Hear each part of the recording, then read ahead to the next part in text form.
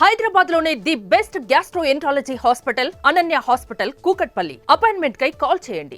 బాంబే ఎక్కడ ఉండదా తెలుగు అమ్మాయి, తెలుగు హీరోయిన్? అట్లాంటి మాటలు ఏమి లేవు అసలు. నాతో కొంచెం తక్కువ వాల్యూ ఇస్తారు తెలుగు. ఇప్పుడు కాదు, ఇప్పుడు ఉంటేమో తెలియదు నాకు, అప్పుడు లేదు. Okay.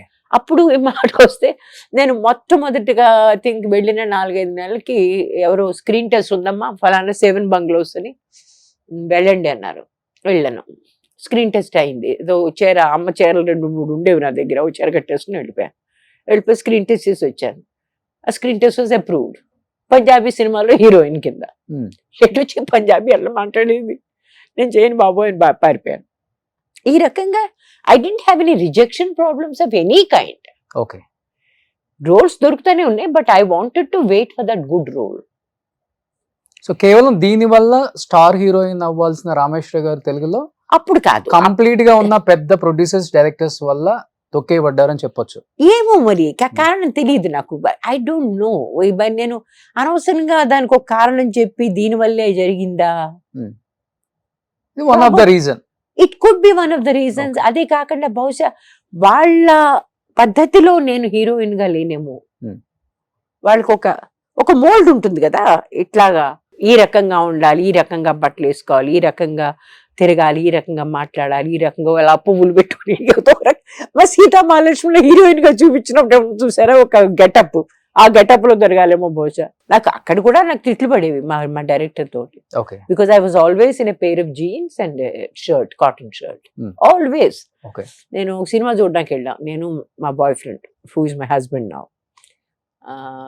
Feeder on the roof. Ticket లేవన్నారు. సరే బయట ఈరాస్ థియేటర్ అనుకుంటా, ఎదురుకుండా మెట్ల మీద కూర్చొని ఆలోచిస్తున్నాం ఏంటి వెనక్కి వెళ్ళిపోదామా, ఏం చేద్దామని. ఈ లోపల మా డైరెక్టర్ గారు వచ్చారు, మమ్మల్ని చూశారు. చూసి ఈ వాజ్ షాక్డ్. నా పైన కింద నన్ను చూశాడు. ఆయన చూసి ఏంటి ఇక్కడ కూర్చున్నారు అన్నాడు. అంటే నేను టికెట్ దొరకలేదు. ఆహా అన్నాడు అని పక్కెళ్ళిపోయాను. ఎక్కడో బ్లాక్ నుంచి టికెట్ కొట్టి తీసుకొచ్చి మా చేతిలో పెట్టి రేపు నువ్వు ఆఫీసుకు రా అన్నాడు. ఓకే, శుభ్రంగా సినిమా చూసాం, ఇంటికి వెళ్ళిపోయాం. ఆ తర్వాత ఏమో రేపు ఆఫీస్కి వెళ్ళాను. ఆఫీస్లో తెగ తిట్లు నాకు. ఎంత పెద్ద సినిమాకి నువ్వు హీరోయిన్ కాబోతున్నావు తెలుసా, ఏమిటి ఆ బట్టలు ఏమిటి, ఆ తీరేంటి. నన్ను సినిమాలో హీరోయిన్, నేను బయట హీరోయిన్ కాదు కదా. నేను ఎలా ఉంటాను అలాగే ఉంటాను. I'm just a normal person, so I'm going to be like a normal person. అంటే తెగదిట్టాడు. వాళ్ళని చీర కట్టుకోవడం కూడా చేతొచ్చా అన్నాడు. అంటే చాలా బాగా చేతవచ్చు నాకు. అంటే అఫ్ కోర్స్ పెద్దానికి నువ్వు మాటలు బాగా మాట్లాడుతావు. ఆయన అన్నాడు, నీకు మధుబాల తెలుసా అన్నాడు. పెద్ద actor sir, what a beauty. Geeta Bali తెలుసా, షర్మిలా ఠాగూర్ తెలుసా, అందరి గురించి అందరూ తెలుసు. ఆవిడ కళ్ళు ఎలా ఉపయోగిస్తుంది, ఆవిడ ఇలాగే ఎలా పాడుతుంటే ఎలా ఉంటుంది, ఆవిడ అలా ఫలానా ఎలా చేస్తుంది, అవన్నీ నాకు ఈ గుణాలన్నీ కూడా నీలో కల్పించాలి. నేను కూర్చుందని లేచి నుంచున్నా. Sir I don't think I can do it. I think you should, మీరు వెతుక్కోండి, ఇలా ఇవన్నీ ఉన్న గుణాలు ఉన్న ఒక హీరోయిన్ని మీరు వెతుక్కోండి, రాజ్బాబుకి చెప్పేయండి, I won't be able to get this, sorry అని లేచి ఆడిపోతుంటాను. ఆయనకి ఎంత పిచ్చకోపం వచ్చిందో, నన్ను వీడైతే ఆయన నొక్కేద్దాం చూశాడు అనమాట. స్టాప్ ఇట్, వచ్చి కూర్చో తిట్టాడు. ఏంటి అసలు నీకు గర్వమా? I said I'm a realist. Okay. తెలియని వాళ్ళు ఆరోగెంట్, హెడ్ వెయిట్ ఇవన్నీ అందుకే బహుశా ఇది ఎక్కువ పడి ఉంటుంది ప్రభావం. మీరు అయి ఉండొచ్చు.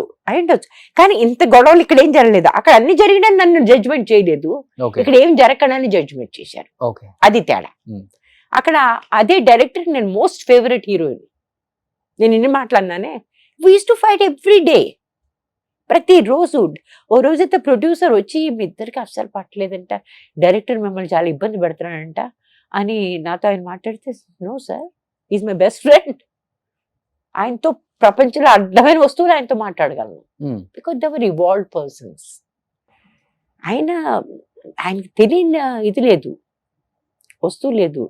ఎలాంటి సినిమాలు తీశాడు ఆయన. ఆమ్రపాలి, ప్రొఫెసర్, సూపర్ అంటే సూపర్ సక్సెస్, ప్రిన్స్. ఆయనకి తెలియదు. ఒకరోజు ఒక గ్లాసు కావాలి, నేను ఒక గ్లాసులో మా మామగారి, కాబోయే మామగారికి, తాతగారికి జ్యూస్ ఇవ్వాలి. ఆ జ్యూస్ వాళ్ళు ప్రొడక్షన్ వాళ్ళు ఇంత కర్టన్స్, ఎంత పెద్ద ఆప్యులెంట్ హౌస్. దానిలో వాళ్ళు గ్లాస్ తీసుకొచ్చి ఏదో గ్లాస్ తీసుకొచ్చి పెట్టారు. అన్నాడు ఈ ఇంట్లో ఈ గ్లాస్ అసలు ఉండకూడదు, తీసి పడేయమన్నాడు. మంచి గ్లాస్ తీసుకున్నాం.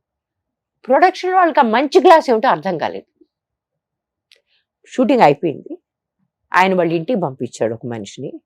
ఆ ఫలానా అల్మారిలో 2-3 రకాల గ్లాసులు ఉన్నాయి, 2-3 రకాలు తీసుకురండి, ఏది మ్యాచ్ అవుతుందో అది మనం ఉపయోగిస్తాం. ఓకే.